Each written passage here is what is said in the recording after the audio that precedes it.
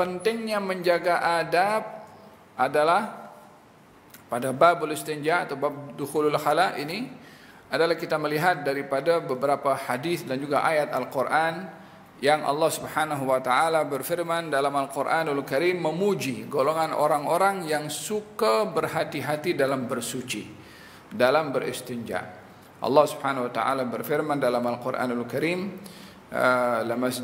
lamasjidun ussisa 'ala taqwa min awwali yawmin ahaqqu an taquma fihi rijalun yuhibbuna an yatatahharu wallahu yuhibbul mutahhirin. Di masjid yang dibina dengan dasar takwa, yaitu Masjid Quba, kamu salatlah di situ wahai Rasulullah Muhammad, sebab di situ ada orang-orang yang suka bersuci dan Allah sayang kepada orang-orang yang suka bersuci. Baginda Rasulullah ketika menerima ayat ini, Allah memberitahukan kepada beliau kalau di Quba ada orang-orang yang suka bersuci dan Allah suka kepada mereka yang suka bersuci. Jadi Rasulullah pergi ke Quba, tanya kepada Quba, hai penduduk Quba, kamu dipuji oleh Allah karena kamu suka bersuci. Bentuk bersuci yang bagaimana kamu lakukan sehingga Allah puji kepada kamu? Di dalam Al-Quran, dan sampai hari ini kita kekal baca ayat itu. Maka kata mereka, masyarakat di Quba mengatakan, ya Rasulullah, kami kalau beristinja, kami berhati-hati menggabungkan antara batu dengan air. Ialah ini kita berbicara tentang dulu, air tidak mudah didapat. Jadi orang beristinja ada alternatif dengan apa saja yang boleh mengeringkan benda yang basah.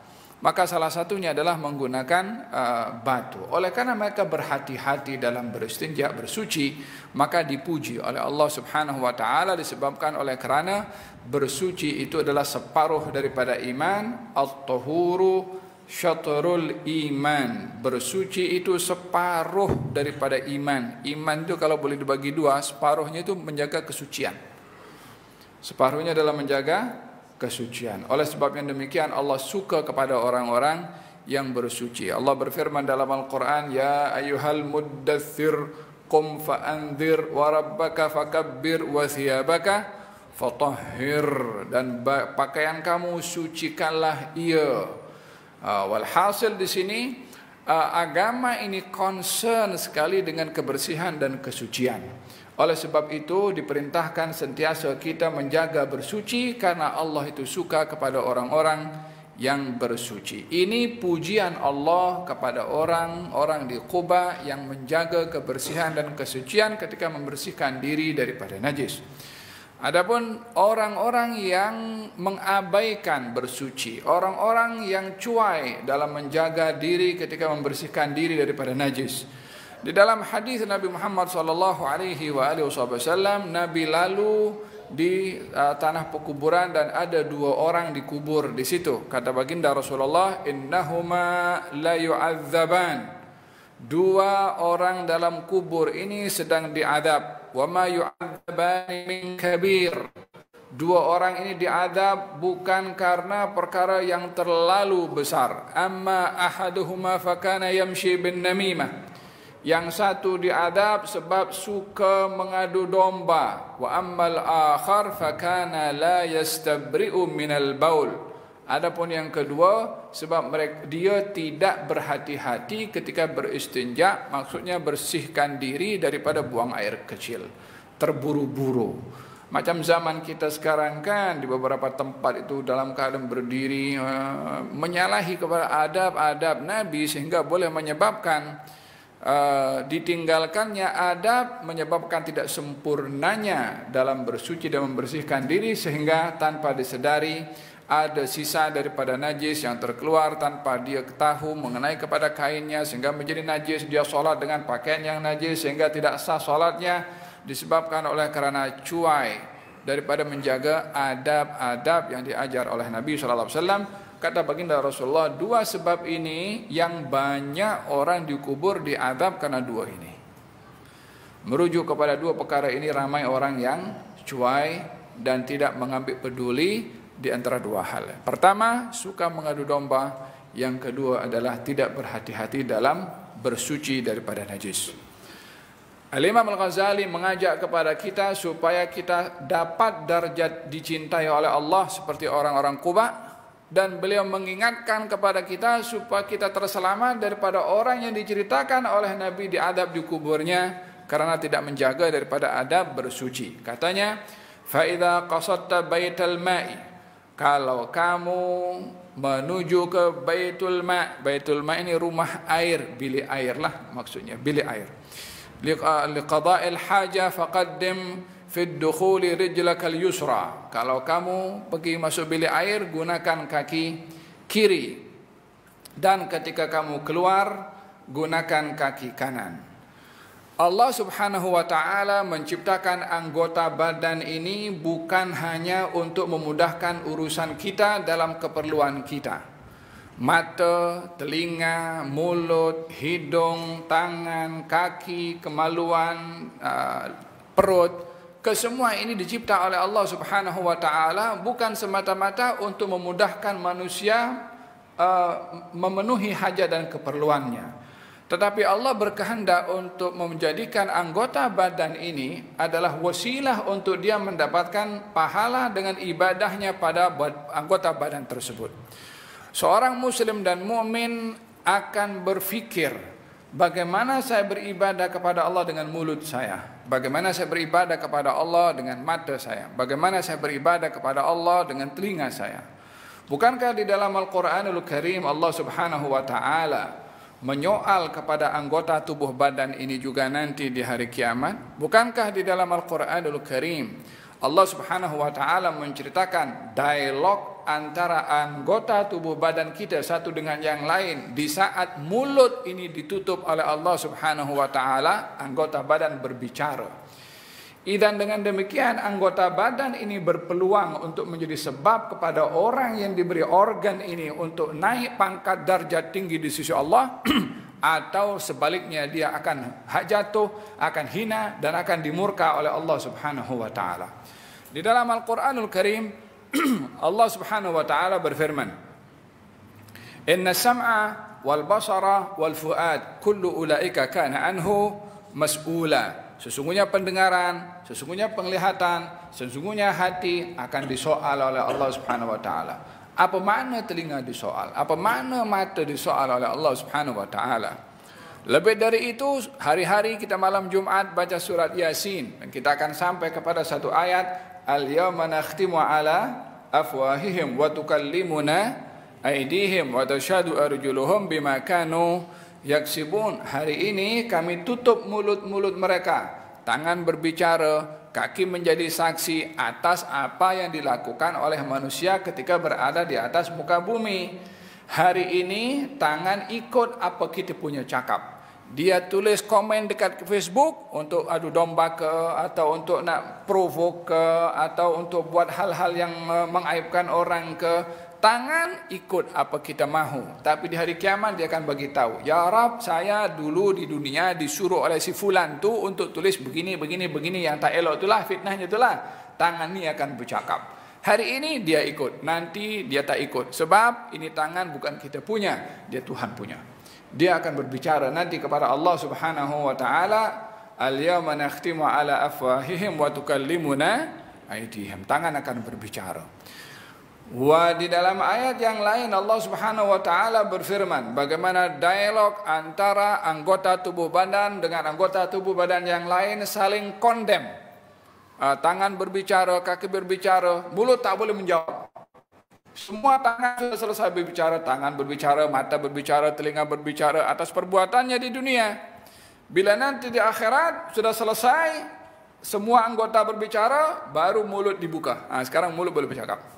Ya subhanallah, yang di dunia tangan tak boleh bercakap, kaki tak boleh bercakap, dia ikut je. Nanti di akhirat mulut ditutup. Padahal fungsinya di dunia boleh bercakap, tapi nanti di akhirat ditutup sementara. Tangan berbicara, dah selesai semua berbicara, baru mulut dibuka untuk bercakap. Mulut kondem pada tangan, mulut kondem pada kaki. Kalima syahidtum alaina. Hai tangan, hai kaki, hai mata, hai telinga, kenapa engkau cerita semua benda yang kita buat? Kata mulut bergaduh nanti di situ. Di dunia dia ikut je, tapi di akhirat dia akan bercakap nanti. kata tangan, kata kaki, kata mata, kata telinga, jawab balik pergi mulut. Kau nak marah kepada aku saat ini, katanya qalu antaqana Allah alladhi antaqa kulla syai. Yang membuat saya bercakap adalah Allah Subhanahu wa taala yang boleh menjadikan segala sesuatu boleh berbicara. Ingat, ini anggota badan yang 7, amanah dari Allah. Kita berpeluang untuk menggunakannya dengan kebaikan untuk mendapatkan pahala, dan manusia juga berpeluang untuk menggunakan kemaksiatan yang akan mendapatkan murka dari Allah Subhanahu wa taala. Terpulang kepada manusia itu menggunakannya untuk apa. Tapi pastinya akan ada pertanggungjawaban nanti di akhirat. Dan di antara ibadahnya mata melihat Al-Quran, di antara ibadahnya telinga mendengarkan kalimat yang baik, di antara ibadahnya mulut zikir kepada Allah, di antara ibadahnya hidung mencium wangi-wangian untuk mengingatkan wangi-wangian di surga, di antara ibadahnya tangan memberi, di antara ibadahnya kaki melangkahkan pergi ke surau ke masjid, di antara maksiatnya mata tengok orang dengan pandangan hina, di antara maksiatnya telinga mendengarkan hal-hal yang haram, di antara maksiatnya tangan memukul mengambil duit orang atau menulis hal-hal yang tak elok, di antara maksiatnya kaki melangkahkan kepada tempat-tempat yang maksiat. Semua ini ada pertanggungjawabannya. Jadi anggota badan yang 7 ini berpeluang melakukan kebaikan, pada masa yang sama ia berpeluang melakukan keburukan. Terpulang kepada orang itu nak guna untuk apa. Faham tom? Di antara ibadah yang disebutkan dalam oleh Imam Al-Ghazali, ibadahnya kaki. Apa ibadahnya kaki? Kalau masuk ke mana, pergi ke bilik air, gunakan kaki kiri. Kalau keluar bilik air, gunakan kaki kanan. Kaki kiri dengan kanan kan sama saja, tak boleh bergerak pun satu tanpa dengan yang lain. Kanan kalau tak ada kiri tak boleh bergerak, kiri tak ada kanan tak boleh bergerak. Ya. Kalau kamu masuk ke bilik air dengan kaki kiri, maka kamu akan mendapatkan pahala dengan syarat masuknya kaki kiri mengikut Rasulullah sallallahu alaihi wasallam. Jika masuk ke tandas kaki kiri, apa pasal? Saja. Kalau saja itu tak adalah nilai ikut dengan Nabi itu. Sama juga dengan masuk masjid, sama juga masuk ke rumah. Kita berpeluang untuk mendapatkan pahala dari Allah bila menggunakan kaki sesuai dengan apa yang diajar oleh Nabi SAW. Bahagian kanan untuk hal-hal yang baik, kiri kepada hal-hal yang kurang baik. Baginda bersabda, Siti Aisyah meriwayatkan kalau baginda Rasulullah yuhibbut tayammuna atau tayammuna. Baginda Rasulullah suka mendahulukan yang kanan dalam segala keadaannya. Ketika memberi, ketika menerima, maka dianjurkan menggunakan kanan. Masuk masjid, kaki kanan. Keluar masjid, kaki kiri. Masuk rumah, kaki kanan. Keluar rumah, kaki kiri. Masuk tandas, karena tandas kurang elok, artinya tempat yang yang untuk orang buang hajat, dan maka masuk kaki kiri dan keluar menggunakan kaki kanan. Demikian adab Nabi SAW. Masuk ke tandas dengan kaki kiri, keluar tandas dengan kaki kanan. Apa hukum kalau dia masuk tandas dengan kaki kanan? Makruh. Apa hukum kalau dia keluar tandas pakai kaki kiri? Makruh. Apa artinya makruh? Tidak digalakkan. Kenapa tak digalakkan? Sebab menyalahi adab Nabi SAW. Kemudian wala tastashib syai'an alaihi ismallahi ta'ala wa rasulih. Jangan sekali-kali membawa ke dalam tandas, ketika masuk tandas, apa saja yang ada nama Allah dan juga Rasulnya.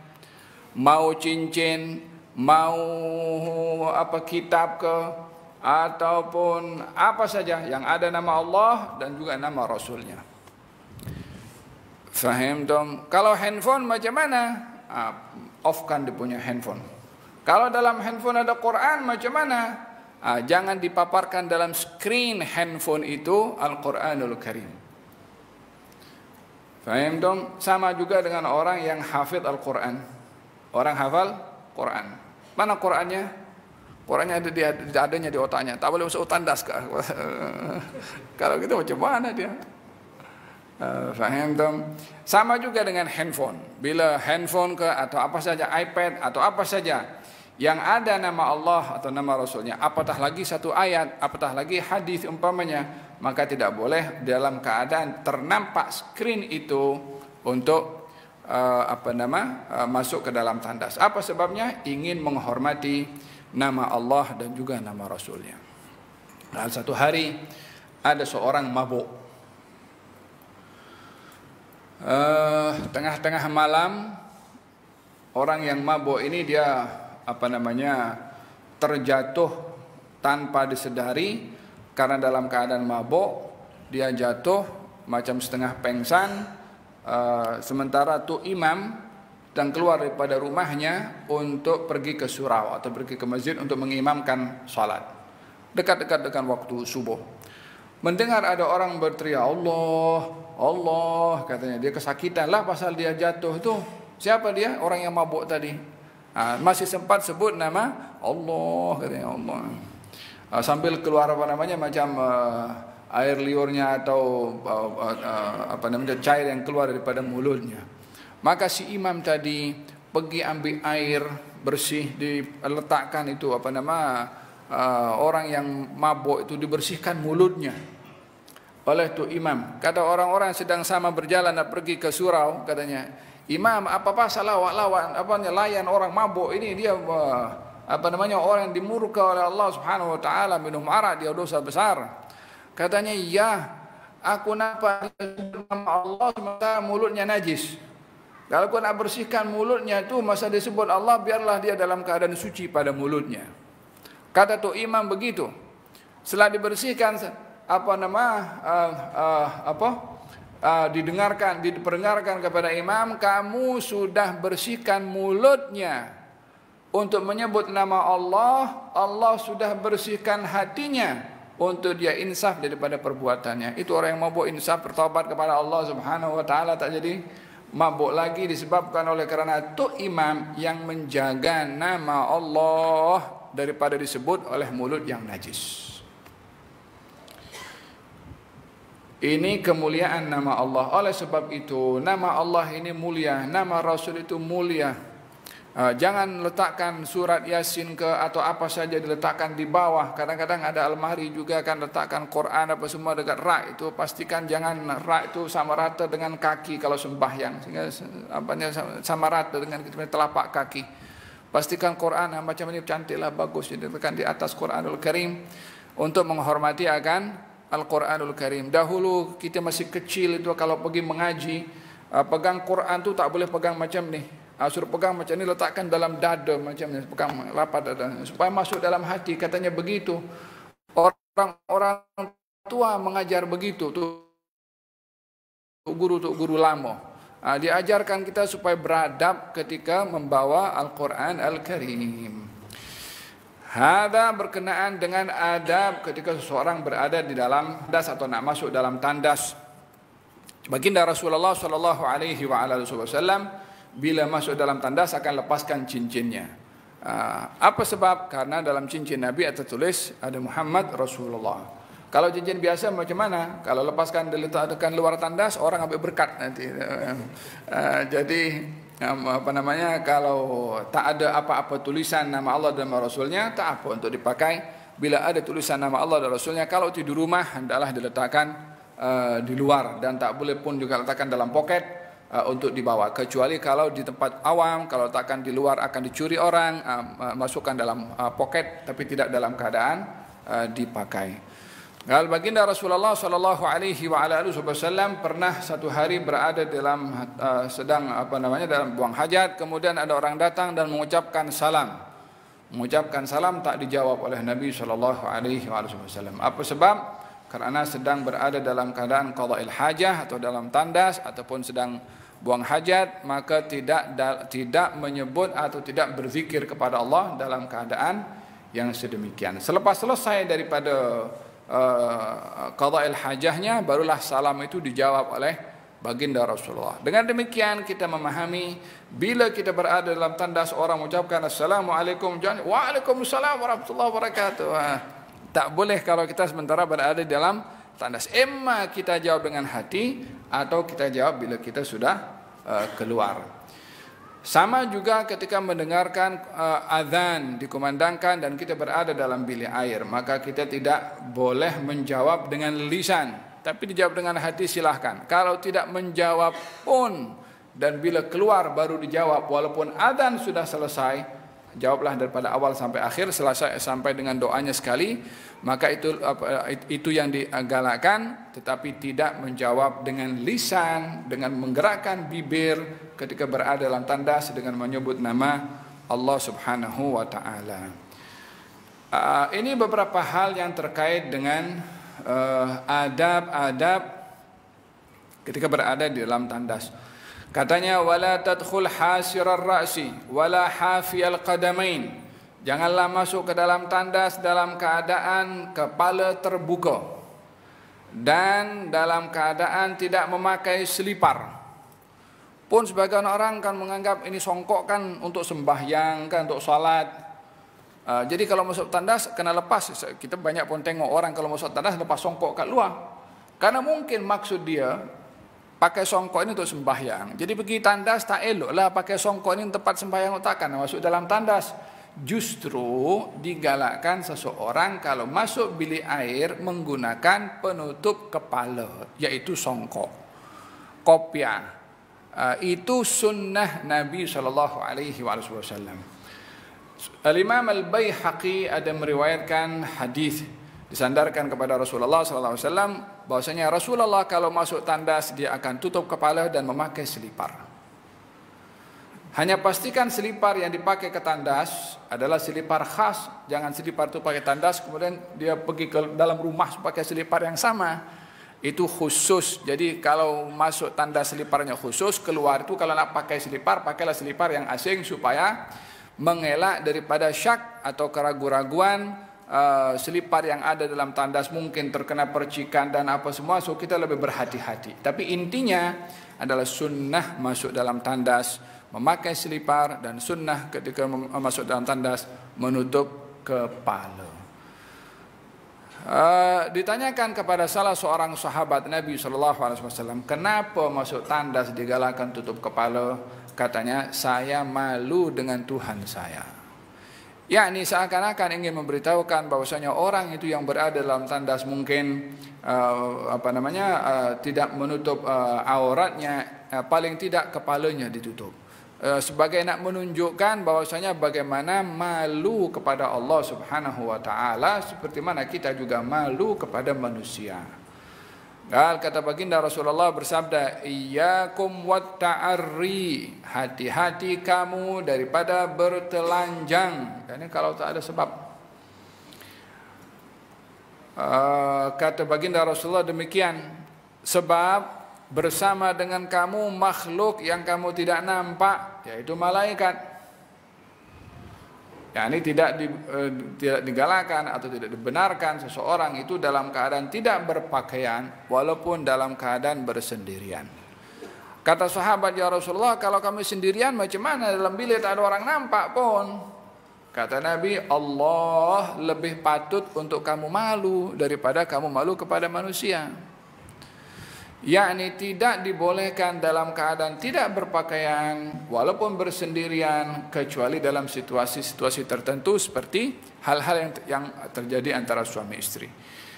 Ini adab yang diajar oleh Nabi SAW. Kata sahabat ketika ditanya kenapa memakai songkok ketika masuk bilik air, katanya untuk menunjukkan bahwasanya rasa malu kepada Allah Subhanahu wa taala. Idzan hada beberapa hal yang terkait dengan adab masuk dalam tandas.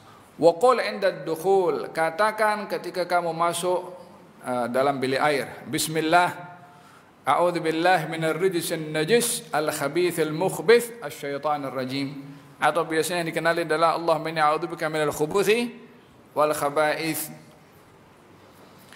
Bila dibaca sebelum masuk, jangan dah masuk. Karena kalau masuk sudah masuk dalam tandas tak boleh sebut nama Allah Subhanahu wa taala. Jadi di luar dulu sebelum masuk baca doa bismillah a'udzubillah min rijsin najis al khabithil mukhbith minasyaitanir rajim. Dibaca sebelum masuk dengan suara bismillah Allah a'udzubika minal khubuthi wal khaba'ith. Baru kaki kiri dilangkahkan masuk ke dalam. Kalau terlupa macam mana?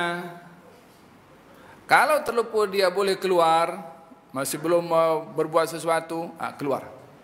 Ulang balik. Tapi bila sudah di dalam tak boleh keluar, baca doa itu dalam hati.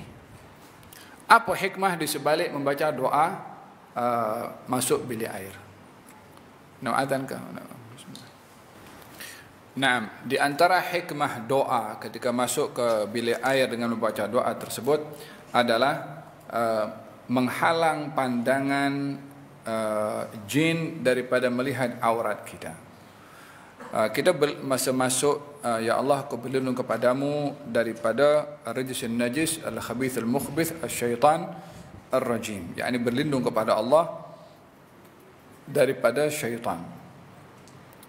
Ada beberapa kategori syaitan, walaupun tetap syaitan, hanya dia punya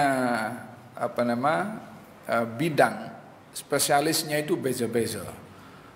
Ada syaitan yang suka mengganggu di tandas saja.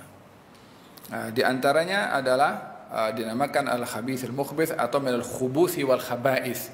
Khubuth syaitan laki-laki, khaba'ith syaitan perempuan. So, dalam hal ini syaitan pun ada jantina laki, ada jantina perempuan. Dan syaitan bangsa daripada jin, dan mereka ada mempunyai zuriyah. Seperti mana dalam Al-Quran Allah Subhanahu Wa Taala sebutkan juga. Falhasil, hikmah seseorang itu membaca doa tersebut mengelak daripada diganggu, dan yang kedua adalah mengelak daripada dipandang atau dilihat oleh syaitan. Seperti mana kita ini tidak mahu aurat kita dilihat oleh orang, sama juga yang menghalang pandangan jin ketika seorang itu membuka pakaiannya adalah doa tersebut. Oleh hada ketika orang membuka pakaian itu dianjurkan ke dalam kitab Al-Adhkar, Imam Nawawi ada menyebutkan orang kalau buka pakaiannya hendaklah membaca Bismillahilladzi la ilaha illa huwa. Bismillahilladzi la ilaha illa huwa. Katanya satru bainakum wa baina a'yunil jin. Yang menghalang pandangan jin daripada melihat aurat kamu ketika kamu membuka pakaian, Bismillahilladzi la ilaha illa huwa. Dalam hal ini diajarkan dalam syariat kita untuk kita punya sifat malu. Baik itu malu kepada manusia daripada dilihat aurat, atau malu kepada malaikat.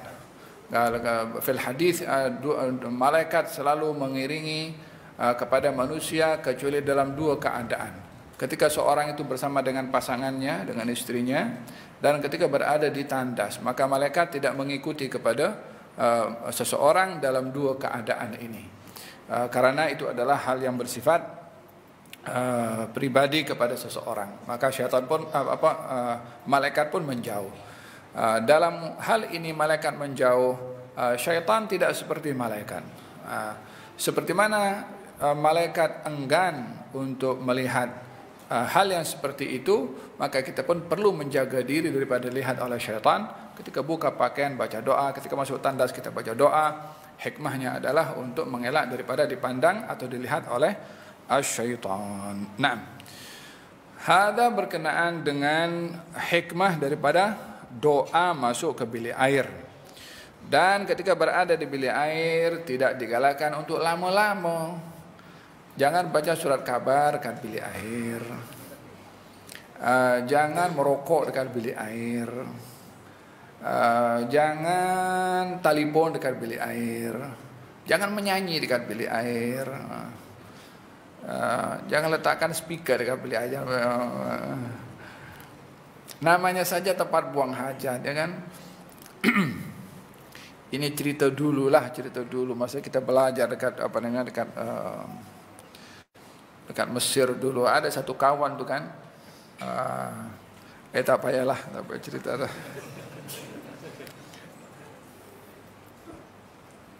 Adat yang kurang baik, lama-lama kan bilik air dengan apapun juga baik dielakkan, supaya menjaga adab-adab yang diajarkan oleh Nabi SAW. Dan ketika keluar katanya hendaklah membaca ghufranak.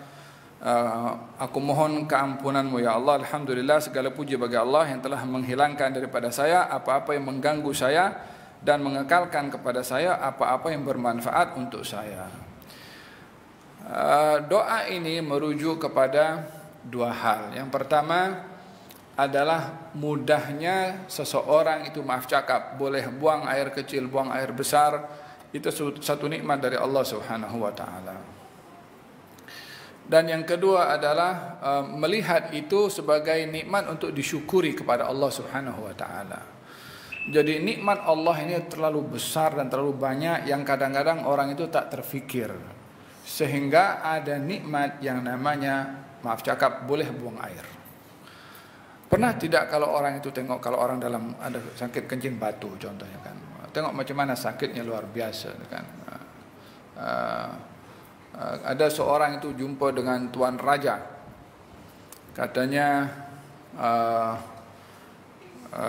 dia berbicara dengan tuan rajanya, orang ini miskin dan raja ini memiliki segala-gala kekayaannya. Katanya, wahai raja, apa pendapat kamu kalau kamu dalam keadaan haus atau kamu makan makanan dan makanan kamu itu sangkut di leher dan tak boleh masuk kecuali dengan secawan air.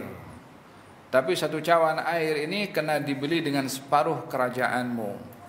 Adakah kamu akan membeli segelas air dengan separuh kerajaan kamu? Katanya, ya, untuk menghilangkan haus, untuk menghilangkan makanan yang sangkut, dengan berapapun saya akan beli. Wahai raja, kalau air yang masuk tadi dah masuk ke dalam, tak boleh keluar kecuali dengan separuh lagi kerajaanmu untuk membelinya. Boleh kamu untuk buang air kecil. Adakah kamu akan membelinya?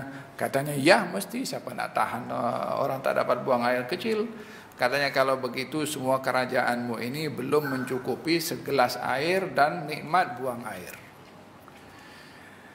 Hal ini hari-hari kita lakukan. Tapi berapa banyak orang yang mengingati itu sebagai nikmat dari Allah Subhanahu wa taala. Oleh sebab itu diingatkan oleh Imam Al-Ghazali dengan menukil hadis Nabi ketika orang keluar daripada bilik air, katanya, ghufranak, ya Allah, ampunkan aku kalau tak betul menggunakan nikmat yang kau dah beri kepada aku. Aku bersyukur kepada engkau karena engkau mudahkan aku buang air kecil atau buang air besar dan mengekalkan kepada aku kesehatan yang boleh aku manfaatkan. Yang dikeluarkan sikit, yang disimpan dalam tubuh badan masih airnya masih banyak. Coba kalau keluar semua, macam mana manusia boleh hidup? Di proses mana yang sudah kotor dikeluarkan, yang masih kekal boleh dimanfaatkan itu masih disimpan dalam tubuh badan.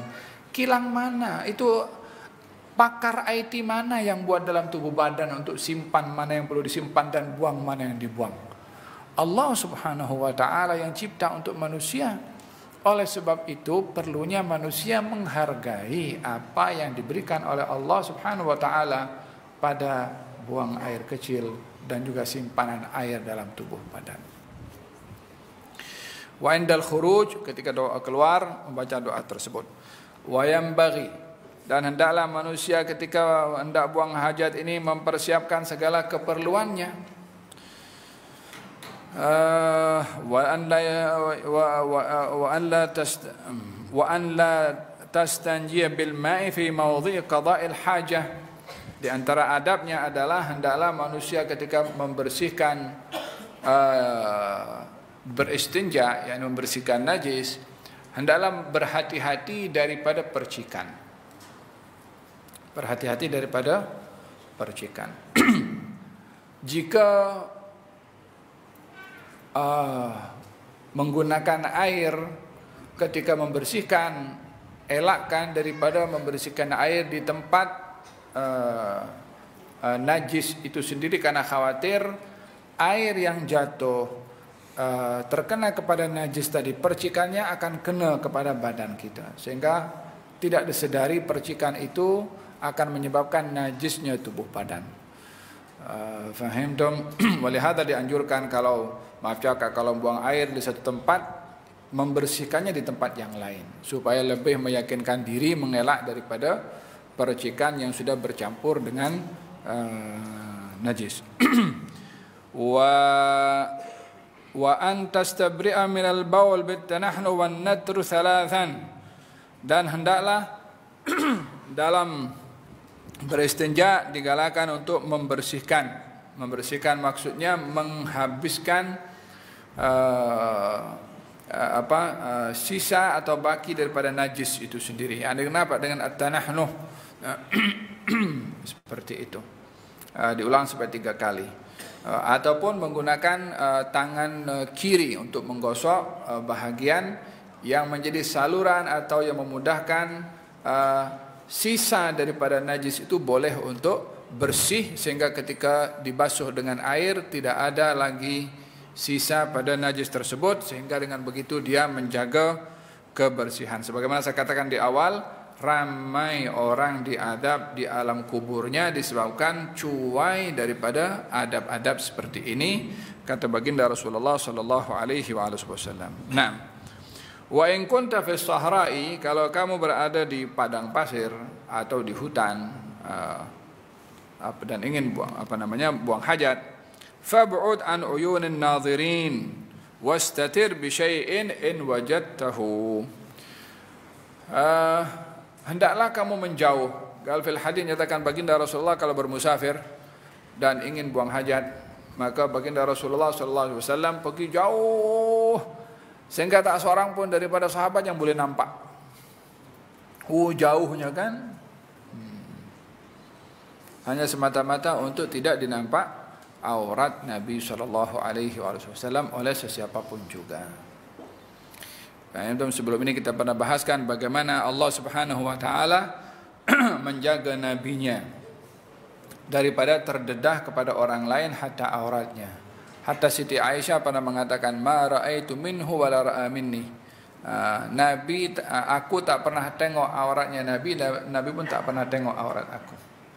Kata Siti Aisyah menceritakan tentang Rasulullah sallallahu alaihi wasallam. Itu dalam hadis macam mana dikatakan? Katanya Siti Aisyah mandi bersama dengan Nabi dan silih berganti mengambil airnya. Iya, dalam keadaan menutup aurat juga, bukan macam kita. Dia tetap menjaga auratnya hatta dalam keadaan mandi. Ya, ada mandi bersama, tapi tutup aurat juga. Sallallahu alaihi wa ala alihi wa sahbihi wasallam. Naam. Hada baginda Rasulullah sallallahu alaihi wa ala alihi wasallam. Pernah sangat dalam acara Maulid yang tempoh hari kita ceritakan bagaimana baginda Rasulullah sallallahu alaihi wasallam ketika membangun Ka'bah, baginda Rasulullah membawa batu itu pada bahunya sampai bahu Nabi ini macam lecet lah, macam membekas macam. Kata Abbas mengatakan, ya Muhammad, buka kain pelekat, lipat, jadikan alas untuk letakkan batu. Maka ketika Nabi ingin buka kain pelekatnya, mendengar suara, jangan kamu dedahkan aurat kamu, dan Nabi pengsan sebelum membuka auratnya. Hatta sebelum diangkat menjadi Nabi pun dijaga oleh Allah daripada terdedah aurat baginda Rasulullah sallallahu alaihi wasallam, sehingga tak ada sesiapa yang nampak. Nah, ada adab untuk walihada kata baginda Rasulullah sallallahu alaihi wasallam mengatakan kepada para sahabat, hati-hati kamu daripada menampakkan aurat kamu sesama kamu. Kata sahabat mengatakan, ya Rasulullah, kita ini sama-sama laki-laki. Kata baginda Rasulullah sallallahu alaihi wasallam, tetap tidak boleh mendedahkan aurat, bukan hanya kepada lawan jenis, tapi hatta sama-sama jenis pun, laki-laki dengan laki-laki. Makanya orang kalau berwudu, kena perhatikan wudu aurat laki-laki kan daripada pusar sampai ke lutut. Bila nak basuh kaki tu, jangan kain pelekat tinggi sangat sampai di atas lutut. Bukan kan sama-sama laki-laki. Bukan masalahnya sama laki-laki atau bukan, masalahnya aurat atau bukan. Jangankan ada orang, sendiri pun kita tak digalakkan untuk kita menampakkan aurat kita sendiri, hatta kepada diri kita sendiri, apatah lagi kepada orang lain. Jadi pastikan kalau nak cuci kaki berwudu, jangan tinggi sangat, angkat kain pelekatnya di atas lutut, karena di atas lutut sudah aurat. Nah, Dan satu hari baginda Rasulullah duduk di atas perigi. Kemudian kakinya itu turun ke bawah. Tahu mulut perigi kan, di atas mulutnya kaki itu agak turun ke bawah. Maka ketika itu agak terangkat kain Nabi pada batasan lututnya. Ketika Sayyidina Utsman bin Affan datang, Nabi turunkan kainnya. Nabi turunkan kainnya menutup pada bahagian lututnya untuk tidak dinampak oleh sesiapapun, karena di atas lutut menurut mazhab Imam Syafi'i adalah aurat. Nanti kalau mau tanya boleh tanya ya, saya habiskan dulu tapi wa in kunta fi sahra, kalau kamu di sahra, padang tempat terbuka, hendaklah kamu menjauh daripada dilihat oleh manusia, atau bersembunyilah di belakang apa yang boleh menutup kamu, pokok ke atau batu ke, namun pastikan pokok itu jangan pokok yang berbuah. Jangan pokok yang kalau ada buahnya jatuh akan kena najis kamu, nanti orang jumpa, ih sedap lah nih apple. Jadi dosa kepada orang lain. Walihada di antara hal-hal yang dilarang oleh Nabi SAW adalah kalau buang air di tempat yang terbuka, dalam safar ke, dalam camping ke, dalam apa, tidak di bawah pokok yang berbuah. Karena khawatir buahnya jatuh akan terkena kepada najisnya, khawatir akan dimakan oleh orang lain, dan sementara itu sudah bercampur dengan najis. Waliyadzubillah. Wala takshif aurataka qabla al-intiha ila al-mawdhi' al-julus, katanya janganlah kamu buka aurat kamu sebelum kamu sampai ke tempat duduk untuk kamu buang hajat. Fahimtum la ilaha illallah. Macam mana zaman kita sekarang ini? Sebagian orang mungkin jarak 4-5 langkah sudah buka dulu dah. Ini katanya kalau dah nak duduk tuh baru buka aurat. Dan tidak digalakkan untuk memandang kepada aurat kita sendiri kecuali dalam keadaan darurat. Elakkan daripada hal yang sedemikian. Wala tastaqbil asy-syams walal qamar. Dan janganlah kamu hadap kepada matahari dan juga bulan, karena matahari dan bulan adalah merupakan daripada tanda-tanda kebesaran Allah Subhanahu wa taala. Wala tastaqbil qiblah wala tastadbirha, jangan menghadap qiblah atau membelakangi qiblah. Dalam hadis Nabi Muhammad SAW beliau bersabda, kalau kamu buang hajat maka janganlah kamu menghadap kiblat atau membelakanginya, walakin syarriqu aw gharribu, tapi menghadaplah ke timur atau ke barat. Maksudnya kalau kiblat itu berada di arah utara atau selatan, maka hendaklah kamu menghadap ke barat atau ke timur. Kalau kiblatnya di arah timur atau barat, maka menghadaplah ke utara atau selatan. Karena kiblat itu mengikut arah masing-masing negara akan berbeza satu dengan yang lain. Kalau kita arah kiblat di arah barat, mungkin negara lain arah kiblatnya di arah selatan. Tergantung posisi negara itu kepada Makkah itu di sebelah mana, kan begitu. Ianya menjadi perbezaan ulama yang dimaksudkan daripada larangan menghadap kiblah atau membelakangi kiblah itu jika berada di tempat terbuka. Tapi jika berada di tempat tertutup, maknanya bangunan khas untuk buang air macam bilik air, maka dalam hal ini tidak mengapa bila kursi itu menghadap kiblah atau membelakangi kiblah. Karena apa? Karena yang dilarang itu menghadap kiblah atau membelakanginya bila tidak ada satir, bila tidak ada penghalang. Bila ada penghalang dinding, maka gugurlah larangan tersebut. Walau bagaimanapun juga, pastikan kalau kita tengah buat bilik air, pastikan kursi itu tidak menghadap atau membelakangi kepada kiblah, walaupun boleh, karena ada menghalang seseorang menghadap atau membelakangi kiblah saat buang hajat. Naam. Wala tajlis fi mutahaddatsin nas. Jangan ketika buang hajat di tempat orang sembang-sembang, macam bus stop ke atau tempat orang lepak-lepak contohnya. Biasanya kampung-kampung itu kan ada tempat orang lepak-lepak. Di situ haram seseorang bila melakukan buang najisnya di situ. Apa sebabnya? Karena mengganggu orang yang duduk lepak-lepak di situ. Al-fil hadis nyatakan ittaqu al-la'anain. Hati-hati kamu daripada terkena dua laknat. Apa itu? Orang yang buang air di tempat orang sembang-sembang, lepak-lepak, sehingga kalau ada orang lepak-lepak dan ada orang buang najis di situ, mereka terganggu dengan bau tersebut sehingga yang lepak-lepak marah. Semoga Allah melaknat kepada orang yang buat demikian. Laknat itu boleh kena nanti kepada orang yang melakukannya. Fahim tom? Hada dilarang seseorang melakukan yang sedemikian. Wala tabul fil ma'ir rakid, dan janganlah, maaf cakap, buang air kecil di air yang tenang. Berbeza dengan air yang mengalir seperti sungai, karena boleh bercampur dengan air yang begitu banyak. Tapi kalau air itu tenang, dia akan bercampur dengan najis dan mungkin bakteri dan mungkin akan menjadi sebab penyakit, atau najisnya sesuatu air tersebut yang boleh menyebabkan orang tanpa sadar, kalau dia minum ataupun berwudu dengan air yang sudah bercampur dengan najis, maka dielakkan daripada buang air di air yang tenang. Dan jangan juga di bawah pokok yang berbuah, sebagaimana saya jelaskan tadi.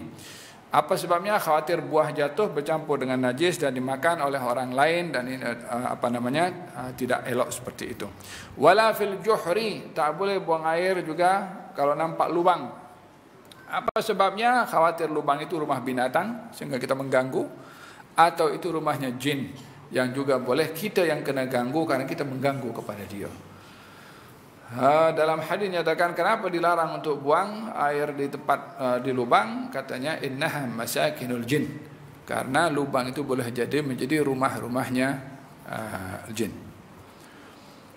Wahdar al-ardh as-salbah wa mahabbur rih, hati-hati kamu daripada tanah yang keras atau tempat angin bertiup. Ya, ini supaya tak kena, kalau tempat angin bertiup khawatir najis itu kena kepada anggota badan dengan tiupan angin, atau kalau tanah yang keras percikan akan lebih mudah kena tanpa dia sedari. Falhasil ini semua adalah jaga-jaga daripada percikan najis. Boleh ya.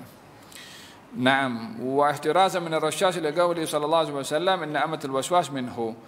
Wattaqi fi julusika ala rijl al-yusra wa la tabul qa'iman, dan hendaklah kamu duduk saat buang hajat tadi di atas tumit kaki kiri dan telapak kaki kanan dalam keadaan tegak berdiri. Karena posisi penyimpanan